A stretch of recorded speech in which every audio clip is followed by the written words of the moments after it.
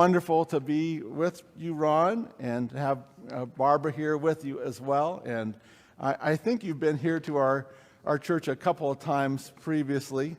And I know that I've been to your church, which is the Holy and Whole Ministries that Pastor Michelle Thomas is the pastor of. And as I was trying to think, we've known each other just about 2 or 3 years, but I think we might have met there at your church at least one of the first times.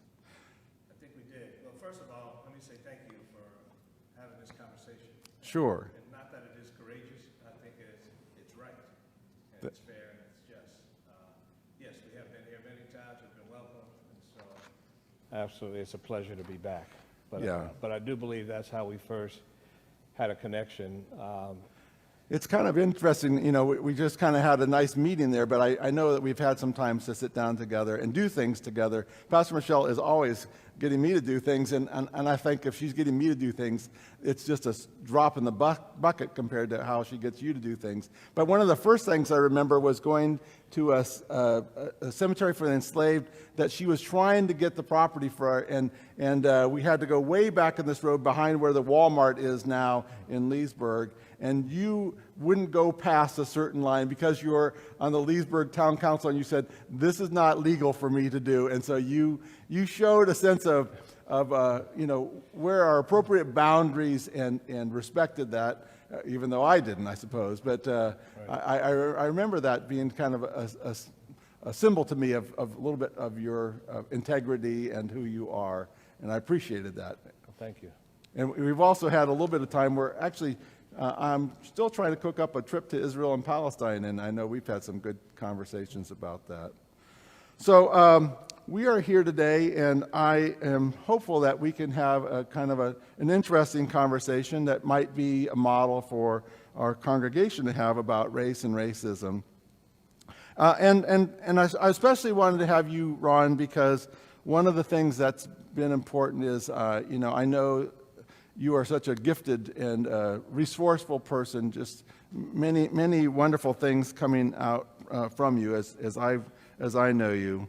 Back in time, I don't know if you know this yourself, but when the Berlin Wall fell and there were protests in Tiananmen Square, some of the kind of conversation that we're having about race and racism was present there because they sang the song "We Shall Overcome." So here's a kind of a theme song of trying to get past race and racism issues in our own country, and it's so powerful that it gets contagious even to places of dramatic change in the world, and that's because Black Americans, I think, have persevered through horrible violence and oppression, and I know that's true. And I know that's why one of the things that you're doing in the Loudon Freedom Center is you go to these cemeteries to kind of honor people who were really overlooked and to say what value they've had.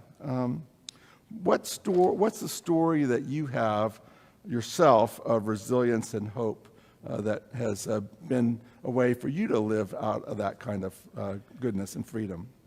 Well, let me quickly reflect on what you've said about history, because I think this isn't new. As we look at people and communities coming together, looking at healing, looking at reconciliation, looking at this whole evolution of how we as a people better partner to worship, live, play on this particular planet. And my wife and I have been privileged to do a lot of traveling. And we actually witnessed the religious harassment of the Falun Gong one day when we were not casually standing in Tiananmen Square, but in Tiananmen Square. Okay, wow. But not purposely for that. But understanding people, culture, and their histories about why certain oppressions exist, and even under different governmental rules, there is a spirit about faith. We stood in Nelson Mandela's prison cell, and we witnessed what faith can do, not just for healing of an individual at a particular time, but the strength and courage then to come out and lead a country through reconciliation, and not just about retaliation for hate or for harm. And now having these types of conversations, to me, is almost a little late, but and I'll explain what I mean late. because they've been ongoing since the beginning of slavery, and they were called abolitionists. Right. But a personal story, back in June, my wife and I met when we were in Minnesota, and obviously with the recent events with George Floyd in Minneapolis, and she has still family there, very personal for us. And I've known my mother-in-law, who just happens to be Presbyterian, for over 23, almost 24 years. Does she live in Minneapolis? She lives in Minneapolis, downtown Minneapolis, and she could. I think I might know her church. I know the downtown church yeah, there. the big one downtown. Yeah, okay. Yeah. I have She some could- friends that are members there too. Okay. Yeah. Radicals. But Yes. she could see and feel the fire and the smoke and the pain. But her heart was touched in a way that she never had. I'm just going to read a little bit for you to understand what I believe how we can do better. Dear Ron and Barb, with all the protests, peaceful and not, I've been thinking a lot about my privileged white life. We never asked for this. She offered this. I have rushed to judgment too many times, including you, Ron, because of the color of your skin. I want and need to apologize for that. To know you, your caring ways, your love, your goodness far overshadows the color of your skin. And again, I apologize. Forgive me for being a privileged white person who judges without knowing. I'm sorry it's taken the protest, death of another black man for me to face up to my weakness. Please forgive me. Right. I mean, a move now is moved then. We've had difficult conversations over these last many years. Never of them resulted in hostility, sometimes just resulted in two stubborn people not moving forward. But something touched her, whether it was her faith, her compassion. I refuse to believe that I'm that good where she would offer this. But at the same time, this is the era I think that we're living in now, of these difficult conversations, people coming together, and then facing what we all want at the end of the day: love, kindness, forgiveness, hope. Right. And I kind of was, as I knew that you were going to share this story about your mother-in-law and the very generous and loving apology that she extended to you. I think it's so powerful to hear what she wrote to you and to Barbara too. I really appreciate you sharing that. But I think that there's something in what she was saying that is the challenging thing for those of us who are white, because I think we get to some sense of saying there is no problem. What's the problem? And that's because we don't see things very clearly. We see things from our perspective, we have blinders on. I was just thinking back, myself and growing up about when did race become something I was aware of, and as I reflect back, I was born in Peoria, Illinois. Because we were a little bit downstate in Illinois. My dad was a St. Louis Cardinals fan, not a Cubs fan. And so I grew up liking the St. Louis Cardinals. And my three favorite players were Lou Brock, Curt Flood, and Bob Gibson, all African-American players. And I loved playing baseball. I'd throw a wiffle ball up and I'd hit it with a plastic bat in the front yard, and I'd try to hit it so I hit it up in the air and I could go catch it, Right. And I would pretend I was one of the St. Louis Cardinals. And I remember saying, I'm Curt Flood, and then going, well, how can I be Curt Flood? I'm not black. And I'm like, I was conscious of this conversation going on in my head as a 6 or 7 year old kid, and I was like, and where did that come from? But at the same time, growing up in the Bronx and being a Yankees fan, Yeah. I idolized Mickey Mantle. Okay. The white kids would say, well, you can't Right. because he's white. Right. Yet I'm idolizing a baseball player. I was supposed to, I guess, go after the only black catcher, who was Elston Howard at that particular time, Right. rather than be Mickey Mantle. Yeah. So we both had these challenges of dynamics, but where did that come from? Right. it's not in the water. It really came from somebody telling us, you know. And that's the thing. Where I think we have that kind of set of blinders on. We don't see it. And so I think it's something we push down. And I hear that in what your mother-in-law is writing to you, that there's some kind of similar dynamic, and she's seeing it. Maybe the George Floyd thing in Minneapolis has brought her awareness up. And I think there's something valuable about that kind of new awareness that's coming. Right. Well, the awareness that I'm hearing, and this is where we have to get back, and it isn't the black and white, it's who teaches us and what we believe. Mm-hmm. Whether it's what we think our faith teaches us, our community teaches us, who teaches us how to be a man. And we think about relationships and experiences. And that's what I'm hoping conversations will start to reveal, how we've learned what we've learned. And then, then what do we do with that when we may have to reject some of it because it's been incorrect or history hasn't been taught so we could recognize completeness. But people have to do that kind of soul searching. I actually brought another little pamphlet that I had a chance to look at this week. And this was written by a black preacher in 1925. And he reveals two things that I'm hoping that people would take a look at. The first registrar of vital statistics of Virginia was a gentleman named Dr. I think it's W.A. Plecker.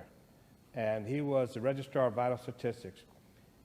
And he advocated what is called the suicidal philosophy of race hate, even against the plain teaching of the Bible. He says, let us turn a deaf ear to those who would interpret Christian brotherhood to mean racial equality. And this particular statement was written in 1924, and he was a registrar from 1922 to 1947. Now imagine, and he was also a leader in a white supremacist organization in Richmond. Imagine then what history and what information and what data is going to be skewed. So on one hand, I want people to have a heart. Others, I want them to have a head and really listen intellectually about how we've learned and who we've learned it from and the kind of sources. But this was being challenged by a black preacher whose church organization I later became a part of, which is why I have the pamphlet, in 1925 that talks about our spiritual kinship and our brotherhood through the lineage of Jesus Christ and the death and burial and resurrection, that our blood and our faith became mixed.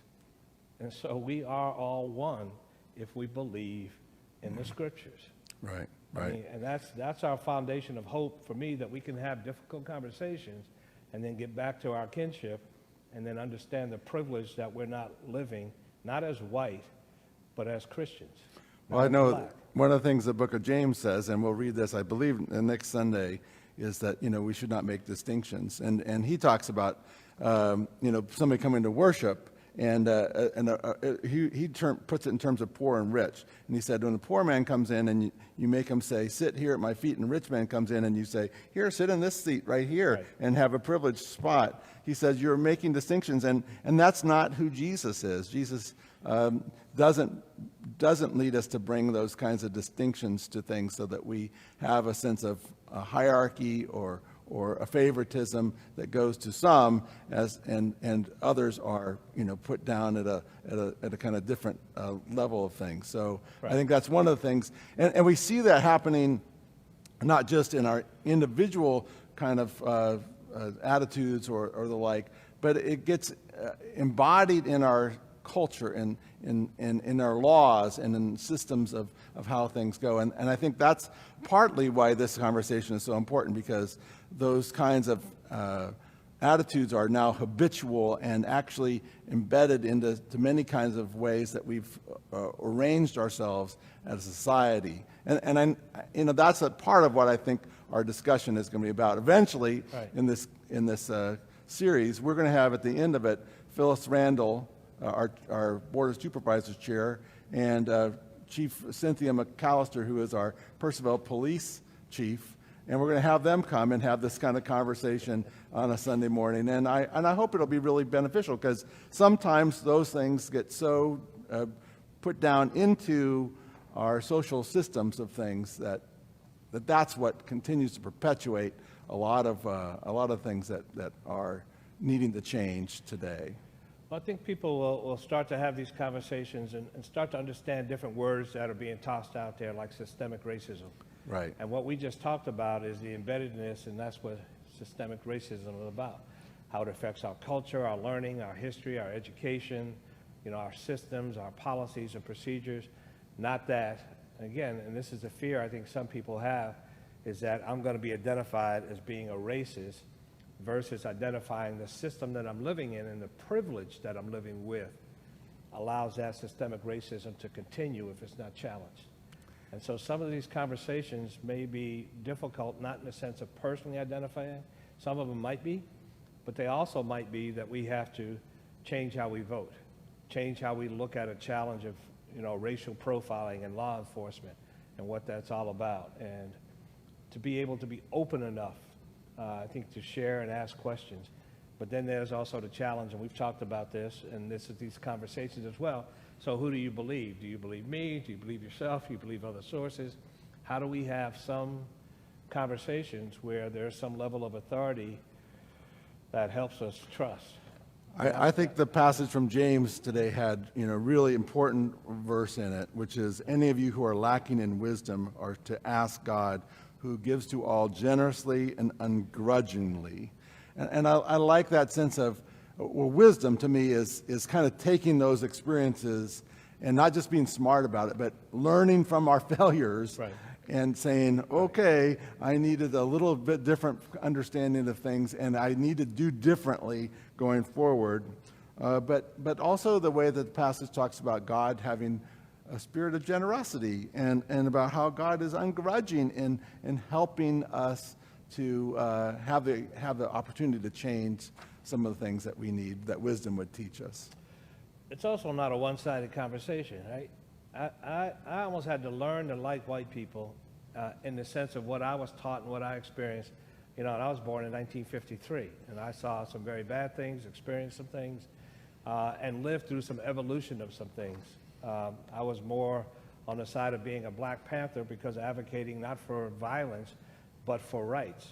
My father was in the civil rights movement, as well as others that I knew, and we were standing very strong about our identity.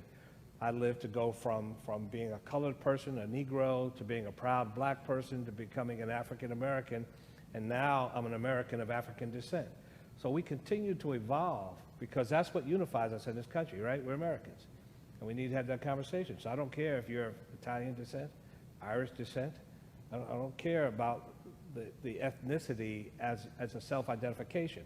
I care about it as a source of pride and understanding my culture and what I value in my culture. And we all should value each other's cultures as Americans. One of the things. So how do we have these conversations? Because they're not just an hour. Yeah. Right? Well, so our conversations that we hope people will sign up for small groups it's the tip of an iceberg, but it's an intentional attempt at trying to start having these conversations. One of the things I wanted to ask Ron for you to do is, I think sometimes African American community looked at as being, struggling and facing all kinds of difficulties, poverty and segregation, and so there's so many things to overcome. And people have white people oftentimes will be fearful about even going into a Black neighborhood or things like that that are there actually because of systemic laws in the 1940s and 50s that kind of helped segregate African American people into certain places. But the one thing I think is really helpful is to hear what are the strengths that I know you have from your family. One of the things you were telling me about earlier as we prepared for today was about your grandfather and kind of the things that you got from your grandfather that helps you to be that strong person today, to be a resilient person, but also a person who has a lot of things to offer that are wonderful. Can you tell us a little bit about your grandfather and what he meant to you? My grandfather was a bishop in a very apostolic Pentecostal church in Florida, and while we grew up in New York, I spent the first 14 summers going to Florida, and basically I learned to read by reading the Bible, the old King James Version, because I would read for him as he preached. But he was also a Mason, and he built churches, literally built churches. He was a standout in his community. He was the first African-American entrepreneur that I knew. And so I've got nothing but a sense of can-do, pride, a responsibility, not just to myself, but to my community and how we volunteered. And so when we went back to New York, and I think this is where my mother and father got it from, and my mother was she was the second of 13 children that they had, and that we're always going to participate. We're always going to, a sense of self-esteem and a sense of strength of having your voice heard, and even listening to him as a preacher as he traveled around, and the respect that he generated. I understood that my voice was not to be taken lightly, that it can impact and change people's lives, no matter how I felt about myself, and my readiness to, and trust me, I was not ready to get elected to any office in Leesburg or any place else, but there's a responsibility that I learned from my grandfather, and he also grew up in, again, this type of organization. But the prayers they prayed were for people to come together, not just for healing, not just for coming out of strife or misery, but they saw a much broader, bigger picture about the world and the faith community.